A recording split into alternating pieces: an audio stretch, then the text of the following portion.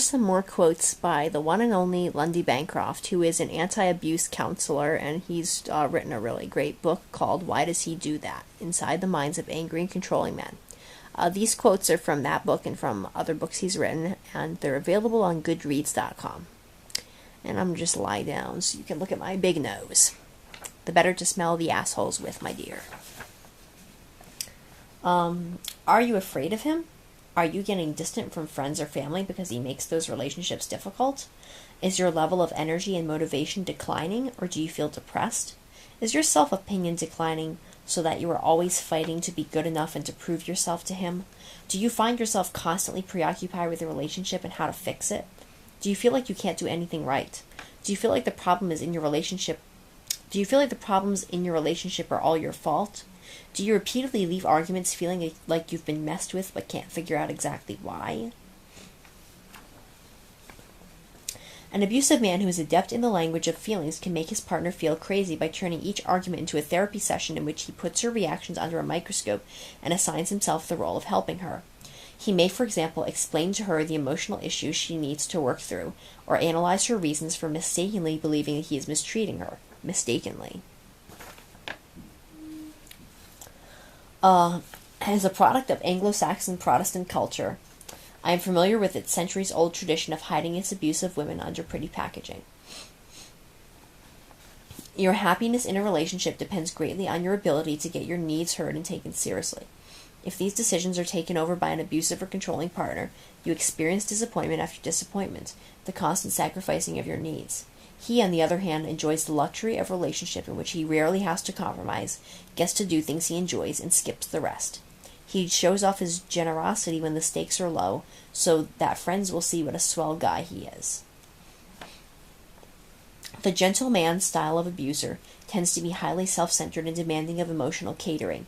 He may not be the man who has a fit because dinner is late, but rather erupts because of some way that his partner has failed to sacrifice her own needs or interests to keep him content. He plays up how fragile he is to divert attention from the swath of destruction he leaves behind him. Each human being deals with hurt or resentment in a unique way. When you feel insulted or bullied, maybe you reach for a chocolate bar. In the same circumstance, I might burst into tears. Another person may put his or her feelings quickly into words, confronting the mistreatment directly. Although our feelings can influence how we wish to act, our choices of how to behave are ultimately determined more by our attitudes and our habits. We respond to our emotional wounds based upon what we believe about ourselves, how we think about the person who has hurt us, and how we perceive the world. Only people who are severely traumatized or who have major mental illnesses, only in those people is behavior governed by feelings, and only a tiny percentage of abusive men have those kinds of severe psychological problems. Besides knowing all about the world, Mr. Right is also an expert on your life and how you should live it. He has the answers to your conflicts at work, how you should spend your time, and how you should raise your children. He is especially knowledgeable about your faults and likes to invent what is wrong with you, as if tearing you down were the only way to improve you. Alcohol has no biological connection to abuse or violence. Alcohol does not directly make people belligerent, aggressive, or violent. There is evidence that certain chemicals can cause violent behavior, like anabolic steroids, for example, or crack cocaine, but alcohol is not among them. In the human body, alcohol is usually a depressant, a substance that rarely causes aggression. Marijuana similarly has no biological action connected to abusiveness. Most abusive men put on a charming face for their community, creating a sharp split between their public image and their private treatment of women and children.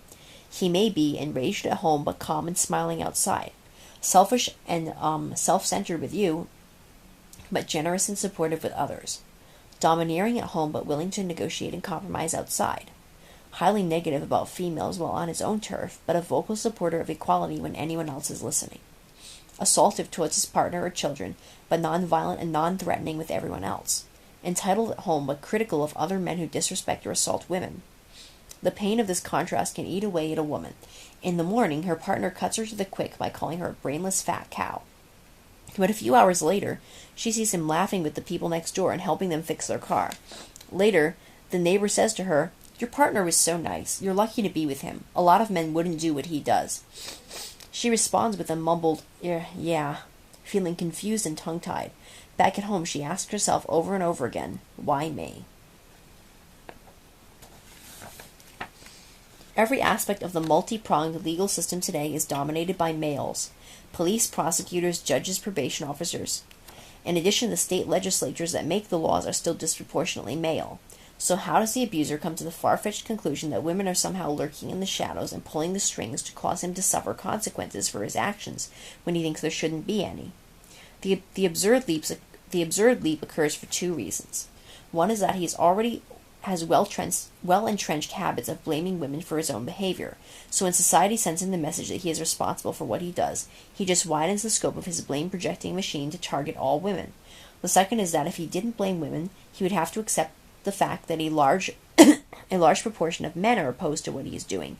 Cultural values are changing slowly but surely, and abusers cannot always count on other men to back them up anymore, a fact that makes them feel betrayed, so they close their eyes to it. Have you ever heard a woman claim that the reason why she is chronically mistreating her male partner is because a previous man abused her? I have never run into this excuse in the 15 years I have worked in the field of abuse counseling. Certainly I have encountered cases where women had trouble trusting another man after leaving an abuser, but there's a critical distinction to be made. Her past experiences explain how she feels, but they're not an excuse for how she behaves, and the same is true for a man. Never ever believe a man's claim that he has to hurt his partner in order to protect her. Only abusers think this way. Have you ever suffered a sharp disappointment or a painful loss and found yourself looking for someone to blame? Have you, for example, ever been nasty to a store clerk when you were really upset about your job? Most people have an impulse to dump bad feelings on some undeserving person as a way to relieve temporarily sadness or frustration. Certain days you may know that you just have to keep an eye on yourself so as not to bite someone's head off. The abusive man doesn't bother to keep an eye on himself, however. In fact, he considers himself entitled to use his partner as a kind of human garbage dump where he can litter the ordinary pains and frustrations that life brings upon us. She is always an available target and always easy to blame, since no partner is perfect, and she can't prevent him from dumping because he will get even worse if she tries. His excuse when he jettisons his distresses onto her is that his life is unusually painful, an unacceptable rationalization even if it were true, which it generally isn't. Consider how challenging it is to negotiate or compromise with a man who operates on the following tenets, whether or not he ever says them out loud. 1. An argument should only last as long as my patience does. Once I've had enough, the discussion is over and it's time for you to shut up. 2. If the issue we're struggling over is important to me, I should get what I want. If you don't back off, you're wronging me. 3. I know what's best for you and for our relationship. If you continue disagreeing with me after I've made it clear which path is the right one, you're acting stupid. This last item, if my control and authority seem to be slipping, I have the right to take steps to reestablish the rule of my will, including abuse if necessary. The last item on the list is the one that distinguishes the abuser from other people. Perhaps any of us can slip into having feelings like the ones in numbers 1 through 3, but the abuser gives himself permission to take action on the basis of his beliefs. With him, the foregoing statements aren't feelings, they're closely held convictions that he uses to guide his actions. That's why they lead to so much bullying behavior.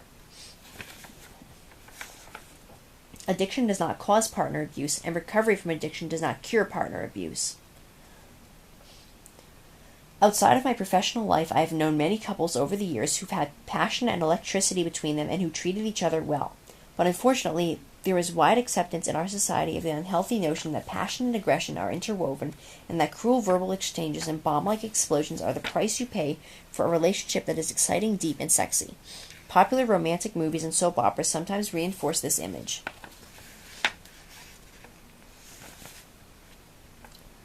Physical aggression by a man towards his partner is abuse, even if it happens only once. In the 1890s, when Freud was in the dawn of his career, he was struck by how many of his female patients were revealing childhood incest victimization to him. Freud concluded that childhood sexual abuse is one of the major causes of emotional disturbances in adult women and wrote a brilliant and humane paper called The Etiology of Hysteria. However, rather than receiving acclaim from his colleagues for his groundbreaking insights, Freud was met with scorn. He was ridiculed for believing that men of excellent reputation, most of his patients came from upstanding homes, could be perpetrators of incest. Within a few years, Freud buckled under the heavy pressure and recanted his conclusions. In their place, he proposed the Oedipus complex, which became the foundation of modern psychology. According to this theory, any young girl actually desires sexual contact with her father, because she wants to compete with her mother to be the most special person in his life. Freud used this construct to conclude that the episodes of incestuous abuse his clients revealed to him had never taken place. They were simply fantasies of the events that the women had wished for when they were children, and that the women had come to believe were real. This construct started a 100-year history in the mental health field of blaming victims for the abuse perpetrated on them and outright discrediting of women's and children's reports of mistreatment by men. Once abuse was denied in this way, the stage was set for some psychologists to take the view that any violent or sexually exploitive behavior that couldn't be denied, because they were simply too obvious, should at least be considered mutually caused. Psychological literature is thus full of descriptions of young children who seduce adults into sexual encounters of women, and of women whose provocative behavior causes men to become violent or sexually assaultive towards them. I wish I could say these theories have long since lost influence, but I can't. A psychologist who is currently one of the most influential professionals nationally in the field of custody disputes writes that women provoke men's violence by resisting their control or by attempting to leave. She promotes the Oedipus complex theory, including the claim the girls wish for sexual contact with their fathers. In her writing, she makes the observation that young girls are often involved in mutually seductive relationships with their violent fathers, and it is on the basis of such research that some courts have set their protocols. The Freudian legacy thus remains strong.